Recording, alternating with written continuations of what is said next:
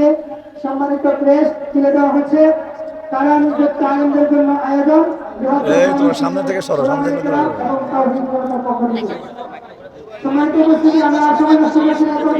আলেমদের সম্বর্ধনা ও আলোচনা সভায় আসার তৌফিক এনায়েত করেছেন, এজন্য বলি আলহামদুলিল্লাহ। অত্যন্ত গুরুত্বপূর্ণ কয়েকটা কথা মাত্র বলবো। অনেক রাত হয়ে গেছে, আর আমার একটা অপারেশনের কারণে বসতেও কষ্ট হচ্ছে। এ কারণে কোনো কথাবার্তা না বলে, উঠা বসা না করে মাত্র 10 থেকে 15 মিনিট কথা বলবো ইনশাআল্লাহ। বর্তমান সময়ে একটা বিষয় খুব জটিল আকার ধারণ করেছে। একটা হলো মানহাজি, আর একটা হলো গণতন্ত্রী। বিষয়টা ক্লিয়ার হওয়া উচিত। যারা জেহাদের কথা বলে তাদেরকে বলা হয় মানহাজি, আবার যারা গণতন্ত্রের পথে চলে তারা নিজেদেরকে কি বলে? গণতন্ত্রী বলে বা যাই বলে। গণতন্ত্র কি জিনিস এটা আজকে একটু সামান্য আলোচনা করব, যাতে ভুল বুঝাবুঝিটা দূর হয়ে যায়। প্রথমেই মনে রাখতে হবে, ইসলাম একটি পূর্ণাঙ্গ দিন। ইসলাম পূর্ণাঙ্গ দিন। আল্লাহ তাআলা কোরআনে বলেছেন, আল-ইয়াওমা আকমালতু লাকুম দীনাকুম ওয়া আতমামতু আলাইকুম নি'মাতি ওয়া রাদিতু লাকুমুল ইসলাম দীনা। আল্লাহ তাআলা দ্বীনকে কামেল করে দিয়েছেন। কামেল কাকে বলে?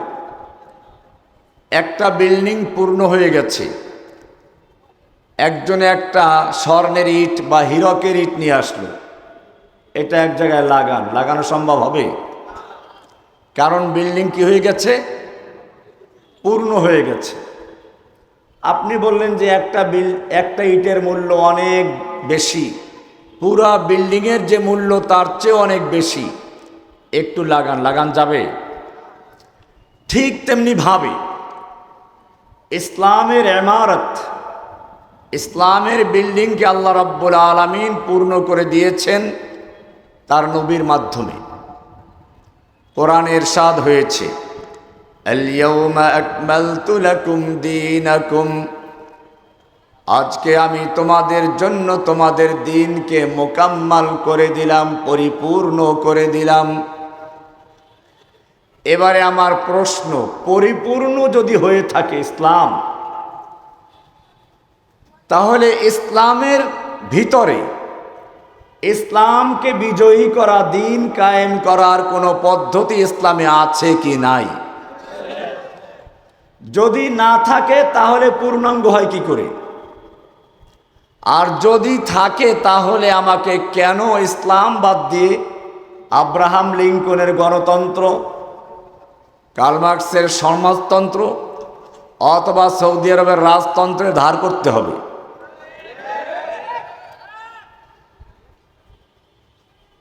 কোরআন পরিষ্কার বলছে, আল্লাহর নবীকে বলা হচ্ছে, ওয়াইন তুতি আকসারা মান ফিল আরদ, হে নবী, যদি আপনি পৃথিবীর সংখ্যাগরিষ্ঠ অধিকাংশ লোকের মতের অনুসরণ করেন, ইউদিল্লুকা আন সাবিলিহি, ইউদিল্লুকা আন সাবিলিল্লাহি, তারা আপনাকে আল্লাহর পথ থেকে দূরে সরিয়ে দিবে। কার পথ থেকে? কি করলে? আকসারা মান ফিল আরদ। সুতরাং বিবেকবান, বুদ্ধিমান, আহলুল হাল্লে ওয়াল আকদ, দিনদার ওলামায়ে কেরামদের সংখ্যাগরিষ্ঠ লোকের মতের অনুসরণ করা যাবে। এটা সূরা, সেটা মানফিল আরদ না। মানফিল আরদের মাধ্যমে বোঝানো হয়েছে সমাজের মদখোর, জুয়াচোর, সুদখোর, ঘুষখোর, আলেম ওলামা, দিনদার, বুদ্ধিজীবী, বুজুর্গ, পীর, মুহাদ্দিস, মুফতি সব একাকার হয়ে মাথা গোনা হয়। কি গোনা হয়? এই মাথা গণনা করে যে দলে বেশি যাবে ওটাই হলো আকসারা মানফিল আর্থ। আল্লাহর নবীকে আল্লাহ বলছেন সূরা আনআমের 116 নম্বর আয়াত। কয় নম্বর আয়াত? ওয়াইন তুতি'আ আকসারা মানফিল আরদ, হে নবী আপনি যদি মানফিল আরদ, জমিনে যারা বসবাস করে তাদের সংখ্যা গরিষ্ঠ লোকের মতের অনুসরণ করেন, ইউদিল্লুকা আন সাবিলিল্লাহ, তারা আল্লাহর পথ থেকে আপনাকে সরিয়ে দেবে, গোমরাহ করবে, পথভ্রষ্ট করবে। কারণ কি? ইয়াত্তাবিউনা ইল্লা যান্না, সংখ্যাগরিষ্ঠ লোক, পৃথিবীর বেশিরভাগ লোকেরা ধারণার অনুসরণ করে। ওয়া ইনহুম ইল্লা ইয়াখরুসুন, বেশিরভাগ লোকেরা আন্দাজে কথা বলে। এখানে আপনি নামাজে বারবার বলছেন গায়রিল মাগদুবি আলাইহিম ওয়ালাদ-দাল্লিন, দল্লিনদের পথে চালাইও না। আল্লাহ বললেন সংখ্যাগরিষ্ঠের মতের অনুসরণ করা দল্লিনদের পথ, এটা যাইও না। আপনি বলেন এটা ছাড়া উপায় না, এটা যেতে হবে। তাহলে এটার কোনো অর্থ আছে? গণতন্ত্র, বাংলাদেশের সংবিধানের ধারা 7-এর ক পরিষ্কার লেখা আছে, প্রজাতন্ত্রের সকল ক্ষমতার মালিক জনগণ। ক্ষমতার মালিক কে? ক্ষমতার মালিক কে? আরবিতে বললে আর সংবিধানের অর্থ দ্বারা এরকম, মাসদারুস সুলতাতি জামিআন আশ-শাব, সমস্ত ক্ষমতার উৎস হচ্ছে জনগণ। এবারে কোরআনকে জিজ্ঞেস করি ক্ষমতার মালিক কে? সূরা আল ইমরানের 26 নম্বর আয়াত, কুলিল্লাহুম্মা মালিকাল মুলক তু'তিল মুলকা মান তাশাউ ওয়া তানজিউল মুলকা মিম্মান তাশাউ ওয়া তুইজ্জু মান তাশাউ। এবারে বলুন ক্ষমতার মালিকের যে হুকুম ওটার নাম হচ্ছে আইন, ওটার নাম কি? আইন। ওটার নাম কি? যখন সমস্ত ক্ষমতার মালিক আল্লাহ, আইন দেওয়ার মালিক কে? আল্লাহ। এর সাথে অসামঞ্জস্যশীল ওই আইনের ততখানি বাতিল বলে গণ্য হবে। কোরআন কি বলছে? আইন কারটা চলবে? আর গণতন্ত্র বলে সংবিধানে মানব রচিত যে আইন ওটার সাথে সাংঘর্ষিক আইন সব বাতিল। এখন হয়তো কেউ ওকালাতি করে বলবে এটার দ্বারা কোরআনকে বোঝানো হয় না, আপনি খামাখা ফালতু বক্তব্য দিচ্ছেন কেন?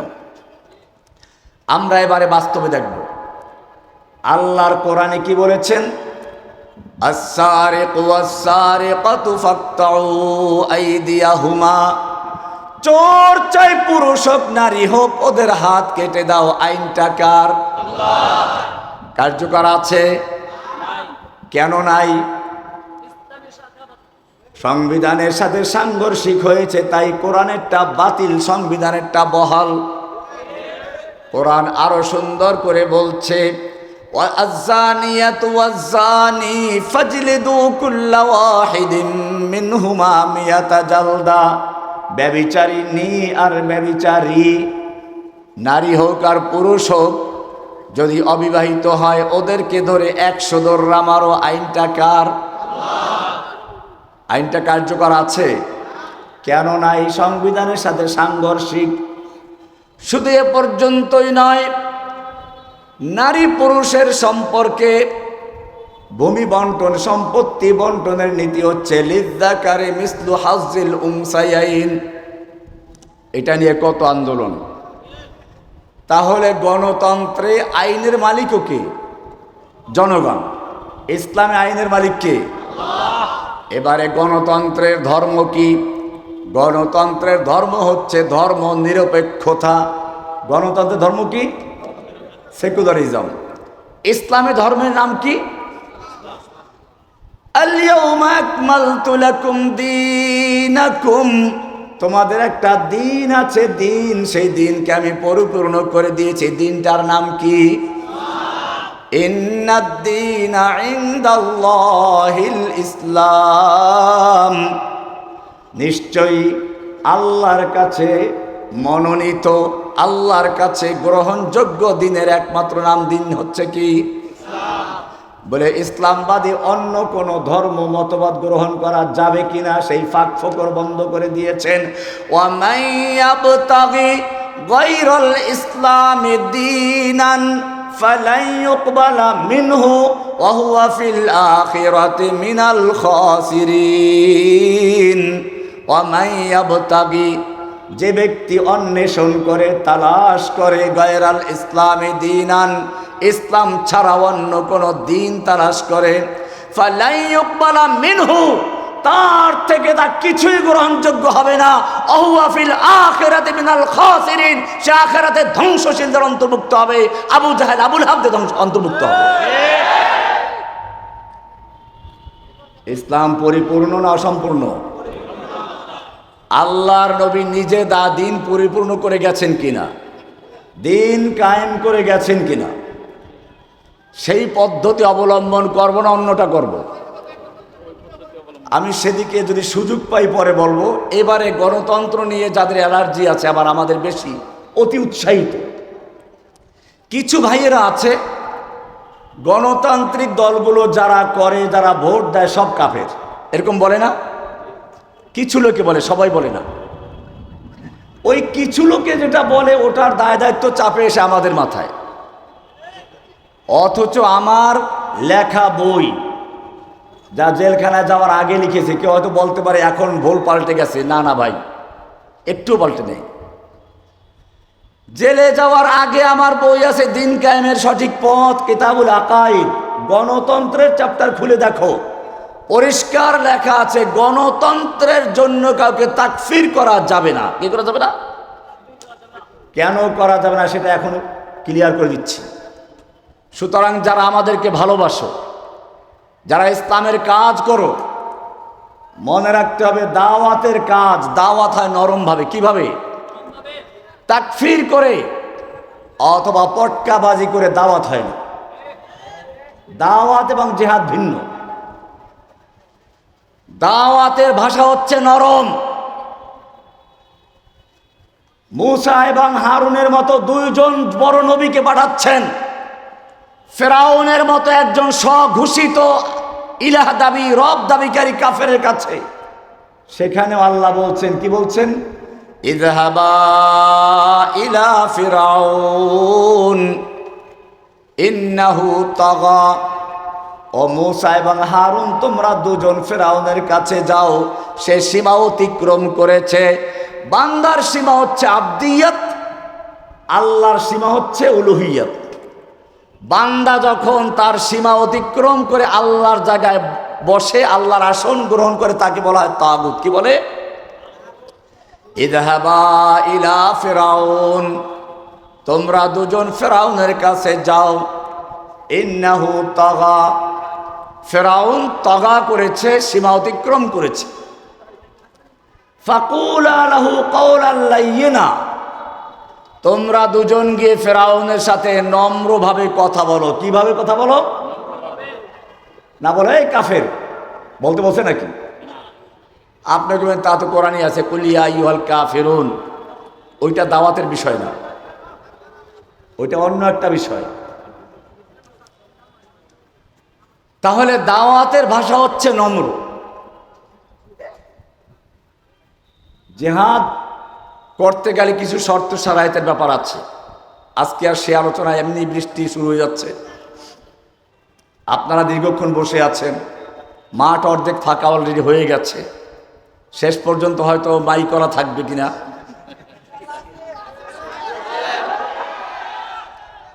আমি শুধু একটা কথা বলতে চাই, অনেক সময় কুফরি কাজ করা সত্ত্বেও কাফের বলা যায় না। কি বললাম?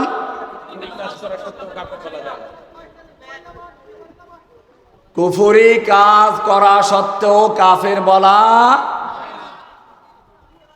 আপনার পকেটে পয়সা আছে, 5 টাকা 10 টাকা নোট আছে, পয়সা আছে না? কিন্তু আপনাকে সমাজে পয়সাওয়ালা বলবে? কেন বলবে না? পয়সা তো আছে। আপনি পকেটে 10 টাকা নিয়ে নাড়াচাড়া করছেন আর বলছেন আমি পয়সাওয়ালা পয়সাওয়ালা টাকাওয়ালা। আপনাকে কি সমাজের লোকেরা টাকাওয়ালা বলবে? টাকাওয়ালা হইতে হলে নির্দিষ্ট পরিমাণ টাকা থাকতে হয়। বর্তমান বাজারে 1 কোটি টাকার নিচে থাকলে তাকে টাকাওয়ালা বলে না। কুফরি করার মধ্যেও কিছু বিষয় আছে। বলা হয়েছে মান তারাকা সালাতান মুতাআম্মিদান ফাকাদ কাফারা। যে ব্যক্তি এক ওয়াক্ত নামাজ ইচ্ছে করে ছাড়লো সে কুফরি করলো।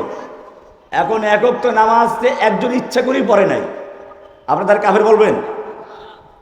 কেন বলবেন না? সে তো কুফরি করেছে। কুফরি করেছে, কিন্তু কুফরি করলেই সে কাফের হয় নাই। হ্যাঁ, যদি এরকম নামাজ তরক করতে থাকে, কুফরি জমা করতে থাকে, 5 টাকা 10 টাকা জমা করতে করতে একসময় সে পয়সাওয়ালা হয়ে যায়। ঠিক কুফরি করতে করতে একসময় কি হয়ে যায়? কুফরওয়ালা হয়ে যায়, কাফের হয়ে যায়। এবারে আসুন, কুফরি করলেও কেন কাফের হয় না অনেক ক্ষেত্রে? এই জন্য 2টা জিনিস দরকার, লাওয়াজেমে তাকফির, মাওয়ানে তাকফির। এগুলো ইলমি বিষয়ে আলোচনা করতে গেলে অনেক কঠিন বিষয়, কারণ আপনারা তো মুফতি সব হয়ে গেছেন। আমরা একটা কথা বললে আপনারা অ্যাডভান্স করে সব তাকফির করা শুরু করে দেন। ভালো করে বুঝুন, বুঝলে বুঝবেন, না বুঝলে ফতোয়া দিবেন না। 4টা জিনিস আছে এরকম মৌলিকভাবে কুফরি করা সত্ত্বেও ওই 4টার কোনো একটা পাওয়া গেলে তাকফির করা যায় না। কয়টা জিনিস?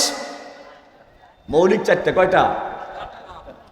1 নাম্বার, একজনে কুফরি করেছে, তাকে কুফর করতে বাধ্য করা হয়েছে, মুকরাহ, ইকরাহান।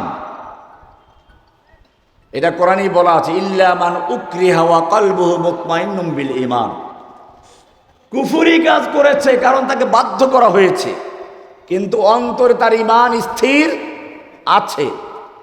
এমন অবস্থায় যদি মুখে কোনো কুফরি কথা বলে বা কোনো কুফরি কাজ করে, তাকে কাফের বলা যাবে না। অথবা কুফরি করেছে কিন্তু কোন একটা তাবিলের কারণে। কি কারণে? মনে করুন, মদ হারাম হওয়ার পরেও একদল লোক মদ পান করা শুরু করেছে। কি করা শুরু করেছে? তারা মদকে হালাল মনে করে পান করা শুরু করেছে। এখন কোরআন তো স্পষ্ট, এমনি কোনো ব্যক্তি মদ খায় কিন্তু জানে হারাম, সে কাফের না। কিন্তু যদি কোনো ব্যক্তি মদ পান করে, মদ পান করা হালাল মনে করে, সে মুসলমান না কাফের? কোনো হারামকে যদি কেউ হালাল বিশ্বাস করে অথবা হালালকে হারাম বিশ্বাস করে, সে কাফের। সে কি? মান ইস্তাহাল্লা হারামান ফাহুয়া কাফের। এখন মদ পান করছে তারা হালাল বিশ্বাস করে। ওমর রাদিয়াল্লাহু তাআলা আনহুর শাসন, উনি বললেন সবগুলার গর্দান উড়িয়ে দাও, কারণ তারা আল্লাহর হারামকৃত মদকে হালাল বিশ্বাস করার কারণে মুরতাদ হয়ে গেছে, কাফের হয়ে গেছে। আলী রাদিয়াল্লাহু তাআলা আনহু বললেন, না, ওদেরকে ডেকে আনো। জিজ্ঞেস করলেন, বাবারা তোমরা মদ খাও, হালাল মনে করো, কারণটা কি? কেন? কোরআনই তো আছে। খেয়াল করুন, কোরআনই আছে, লাইসা আলাল্লাযীনা আমানু ওয়া আমিলুস সালিহাতি জুনাহুন ফীমা তুইমু ইযা মাত্তাকাউ ওয়া আমানু ওয়া আমিলুস সালিহাত সুম্মা তাকাউ ওয়া আমানু সুম্মা তাকাউ ওয়া আহসানু। যে ব্যক্তি আল্লাহর উপর ঈমান রাখে, তাকওয়া অর্জন করে, সে যা খায় কোনো সমস্যা নাই। সে যা খায়, তাহলে মদ খাইলো না শুকুর খাইলো না কুকুর খাইলো, সমস্যা কি? হালাল। আলী রাদিয়াল্লাহু তাআলা বুঝলেন, ও এই আয়াতের কারণে। তাহলে একটা আয়াতের ভুল ব্যাখ্যা করে তারা কি করেছে? মদকে হালাল বিশ্বাস করে পান করছে। এখন আমার কাজ কি? এখন কাজ হচ্ছে তার এই ভুলকে সংশোধন করে দেওয়া, এলেম দেওয়া, দাফউল জাহাল, তার জাহালাতকে দূর করে দেওয়া। আলী রাদিয়াল্লাহু তাআলা আনহু ব্যাখ্যা দিয়ে বুঝাই দিলেন যে না, এই আয়াতের অর্থ এইটা না। তারা বুঝলো। এবারে বললেন, তাহলে যখন বুঝে ফেললো, যেহেতু তারা মদ পান করেছে, একটা কুফরি গুনাহ করেছে, কবিরা গুনাহ করেছে, মদ পান করার যে শাস্তি তা দেওয়া হবে, তারা কাফের হবে না। অতএব তারা মোরতাদের শাস্তি প্রয়োগ করা হবে না, হত্যা করা যাবে না। তাহলে কি বুঝলেন?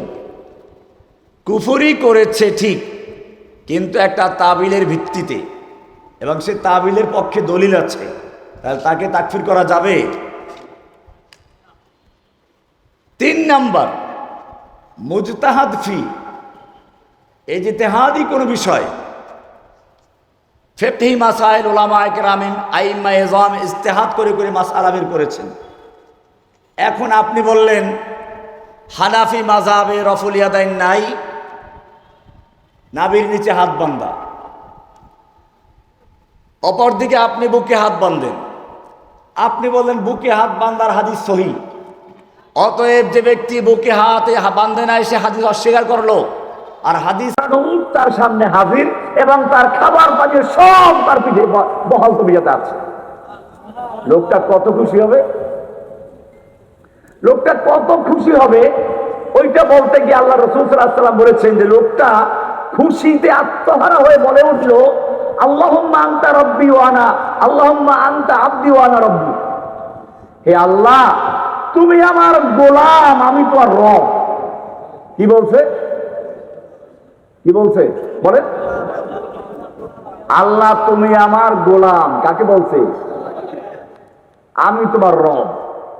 একদিকে রব দাবি করলো, এতে সে কাফের হয়ে যায়, আর একদিকে সে আল্লাহকে তার গোলাম বানিয়ে ফেলছে। কয় কাফের হলো? ডবল কাফের। এরপরও সে কাফের।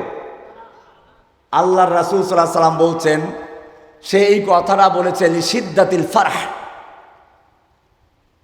অতি আনন্দে সে কথাটা বলে ফেলেছে, বেখেয়ালে, এই জন্য সে কাফের হবে না। কি হবে না? বুখারীর স্পষ্ট হাদিস। এখানে কি পাইলাম? আর একটা উসুল পাওয়া গেল। এগুলো সব উসুলে তাকফির। আমার এরপর বই আছে, আপনারা তো বই খেলে এক চ্যাপ্টার পড়েন, একটা পড়েন না। মশা, মাছি, মাছি, হাদিস আছে মাছি যদি তোমাদের খাবারে পড়ে ওরে চুবাই দাও, কারণ মাছির এক ডানায় থাকে বিষ, ও ওইটা খাবারে ঢুকেই দেয়, আর একটা উঁচু করে রাখে, ওটাই আছে ঔষধ, প্রতিষেধক। তুমি চুবাই দিলে ওইটা আর কোনো ক্ষতি করবে না। আমার বইগুলো তো এরকম 2 রকম বিষয় থাকে। যে বইটা নিয়ে সবচেয়ে বড় তোলপাড় হয়ে গেছে, আমাকে কাঠগড়ায় দাঁড়াতে হয়েছে, শাস্তি ভোগ করতে হয়েছে, বইটার নাম কি? উন্মুক্ত তরবারি। কি নাম? এই উন্মুক্ত তরবারির শুরুতে যেমন আছে কিছু গুরুত্বপূর্ণ বিষয়, শেষে গিয়ে এই উসুলে তাকফির সব আছে। সেখানে দলিল সব আলোচনা করা হয়েছে। কয়জনে পড়েছেন? সুতরাং এই যে কাফের কাফের একে পাইকারি তাকফির আপনাকে ঠিকাদারি দিল কে? তুমি কয়টা কিতাব পড়েছো? যারা দাওয়াতি কাজ করো, আমাদের ভালোবাসো, আমি স্পষ্ট বলতে চাই, তোমাদের কারণে ইসলামের দাওয়াত ক্ষতিগ্রস্ত হচ্ছে। তুমি নিজেও গোমরাহ হচ্ছ, অন্যদেরকেও ক্ষতিগ্রস্ত করছো, তাফরীক করছো উম্মার ভিতরে। এই জন্য মনে রাখতে হবে, আমি আমার সাধারণ শিক্ষিত ভাইদেরকে বলবো, তোমরা দাওয়াত দাও। কিসের দাওয়াত দাও? তাওহীদের দাওয়াত দাও। কিসের দাওয়াত? তাওহীদ কি জিনিস? মনে করুন আপনি একটা কোম্পানির মালিক, 1 লক্ষ কর্মচারী আপনার আছে, কর্মচারীরা আপনাকে চিনে না, জানে না। আপনি কারখানায় গিয়ে বলতে লাগলেন এইটা করো, ওইটা করো, এটা করো না, কেউ আপনার হুকুম মানবে? কেন মানবে না? আপনাকে চিনে না। এর মধ্যে ব্যাংকের ম্যানেজার এসে, আপনার সেই অফিসের ম্যানেজার এসে বলল কি, এই সম্মানিত কর্মচারী বৃন্দ শুনুন, এই যে মহান ব্যক্তিকে দেখতে পাচ্ছেন তিনি আমাদের এই কোম্পানির মালিক, এই কোম্পানির। এখন কি হবে? এখন ওই কর্মচারীরা যারা এতক্ষণ তার কথা কেউ শুনে নাই, সবাই তাকে স্যালুট দিবে। সবাই কি দিবে? তার কথা মানবে, সে যা বলবে ওইটা আইন, ঠিক কি না? এখন তার কিছু প্রশংসা হবে, তিনি এই গুণের অধিকারী, ওই গুণের অধিকারী। এরা বুঝতে পারছেন? প্রথম যে বিষয়টা, এই কারখানার মালিক হচ্ছেন কে? সৃষ্টিকর্তাকে, রক্ষাকর্তাকে, পালনকর্তাকে, আইন বিধান দেওয়ার মালিককে। এইটার নাম হচ্ছে তাওহীদে রুবুবিয়্যাত। এটার নাম কি? রব। এটার নাম কি? এটার নাম কি? রব। এটা রবের কাজ। কার কাজ? রবের কাজ কি? সৃষ্টি করা। কি করা?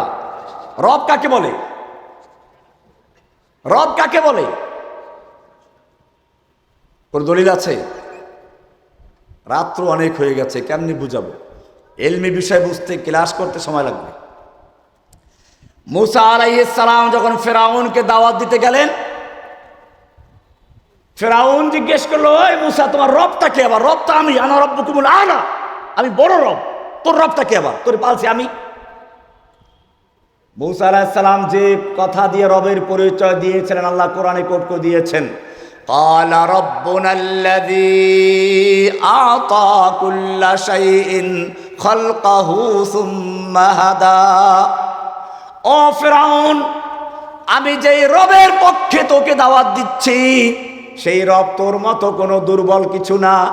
এক সময় ছিলি না, বাচ্চা অবস্থায় ওয়া ওয়া করেছিস, পেশাব পায়খানা করলে দুর্বল হয়ে যাও, আবার মরে যাবি। এইরকম কোন দুর্বল রবের কথা আমি বলছি না। ক্বালা রাব্বুনাল্লাযী আ'তা কুল্লা শাইইন খালকাহু সুম্মা হাদা।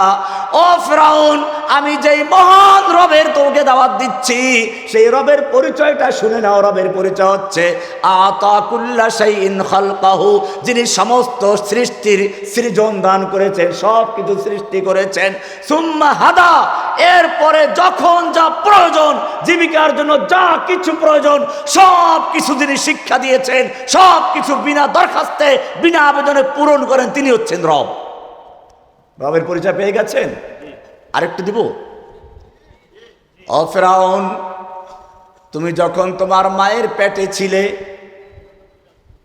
তোমার মায়ের পেটে রূহ চলে আসলো, দেহ গঠন হয়ে গেল, খাবারের প্রয়োজন। মায়ের পেটে খাবারের কোনো বন্দোবস্ত নেই, তুমি কান্না করেও দাবি জানাতে পারবে না। সেই মুহূর্তে তোমার মায়ের মাসিক ঋতুস্রাব বন্ধ করে দিয়ে তোমার নাভির সঙ্গে সংযোগ দিয়ে খাবারের বন্দোবস্ত করেছেন। এজন্য কোনো দরখাস্ত করতে হয় নাই, কোনো আবেদন করতে হয় নাই। ক্বালা রাব্বুনাল্লাযী আ'তা কুল্লা শাইইন খালকাহু সুম্মা হাদা। বলবেন ডিমের ভিতরে তো বাচ্চা হয়, ওর খাবার কোত্থেকে আসে? আপনারা জানেন ডিমের দুইটা অংশ থাকে, হলুদ অংশ দিয়ে বাচ্চা হয়। বাচ্চা যখন ওখানে রুহু চলে আসে, খাবারের প্রয়োজন, আল্লাহ তাআলা বলেন সাদা অংশ খাও, খাদ্য তৈরি করে দিয়েছেন। এই জন্য কোনো দরখাস্ত করতে হয়েছে? এটা রবের কাজ। এখন যখন বুঝলেন রব আমাকে সৃষ্টি করেছেন, আমার মালিক, এখন তাকে সেলুট দিতে হবে না? কি করতে হবে? ইবাদত করতে হবে। কার? এইটার নাম তাওহীদে উলুহিয়্যাত। এটার নাম কি? তাওহীদে উলুহিয়্যাহ। ইলাহ, যিনি সৃষ্টি করেছেন, যিনি আমাকে দেন, তিনি সেলুট পান। কি বললাম? যে দেয় সে পায়। কি বললাম? দেয় যে সে রব, পায় যে সে আল্লাহ। কি বললাম? দেয় যে সে কি? রব যখন দেয় তখন পায়। কি পায়? সেলুট পায়, ইবাদত পায়। এই পায় যে, তার নাম রব, তার নাম আল্লাহ। তার নাম কি? এটার নাম তাওহীদে উলুহিয়্যাত। এটার নাম কি? এটাই লা ইলাহা। বুঝতে পারছেন? লা ইলাহার দুটো অংশ। কয়টা অংশ? লা ইলাহা, কোনো ইলাহ নেই ইল্লাল্লাহ, আল্লাহ ছাড়া। প্রথম অংশে যত গায়রুল্লাহ আছে, তেগে লাদার কাতলে গায়রে হক বুরান্ত, লার তলোয়ার দিয়ে যত গায়রুল্লাহ আছে, আল্লাহ ছাড়া যত কিছু আছে, সবগুলোর গর্দান কেটে দিয়ে একমাত্র আল্লাহকে অন্তরে বসাতে হবে। এর নাম লা ইলাহা। একটা পুরাতন বিল্ডিং এ রং করতে গেলে মানুষ কি করে? আগে পুরাতন রংগুলো ঘষে মেজে ধুয়ে মুছে পরিষ্কার করে তারপরে নতুন রং করে, ঠিক কিনা? ঠিক লা ইলাহা মানে হচ্ছে অন্তরে যত রকম খাজা বাবা, গাজা বাবা, ল্যাংটা বাবা, পীর বাবা, দরগাওয়ালা, ঘোষক বাবা, জনক বাবা, আতা বক্স, গঞ্জে বক্স যত আছে, গেসু দরাজ, জুলফে দরাজ, গাউসুল আজম, তত সব কি করতে হবে? সব গায়রুল্লাহ, সব কি, সব গায়রুল্লাহ উৎখাত করে একজনকে বসাতে হবে, তিনি কে? এই আল্লাহর কিছু বৈশিষ্ট্য আছে, কি আছে? এটাকে বলে তাওহীদ আসমা ও সিফাত। কয়টা হলো?